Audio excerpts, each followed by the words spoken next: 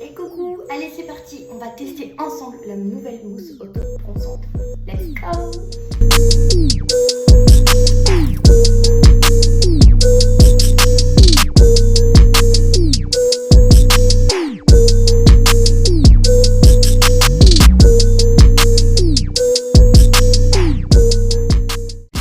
Et voilà, le corps entier a été fait avec le gant spécialement conçu pour et pour le visage. Hop. J'ai utilisé un pinceau pour être sûre de ne pas avoir de traces.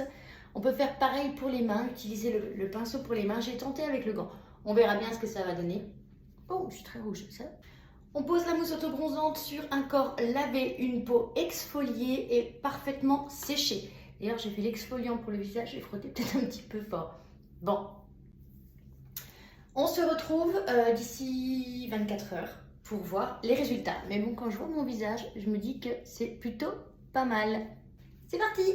Hello, bonjour! Allez, ça fait 24 heures, je vous montre le résultat. Au niveau du visage, on voit la différence. Hein. On est d'accord? Et pourtant, je me relave le visage le soir avant d'aller me coucher. C'est comme ça. Je voulais vous montrer qu'il n'y avait aucune trace. Vraiment aucune trace. Là. Là.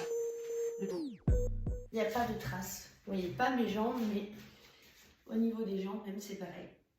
Il n'y a aucune trace. L'avantage de cette mousse auto-bronzante, c'est qu'on peut la réguler. Donc ça veut dire que déjà, en un, elle va tenir pendant très longtemps. Elle va tenir 5-6 jours, il me semble. Et on peut, si on souhaite avoir un teint plus bronzé, on peut en rajouter. Il faut absolument avoir la peau exfoliée avant la première fois où vous la mettez. C'est très très important. Et si jamais vous avez des traces, on exfolie et c'est parti. Il n'y a plus qu'à recommencer.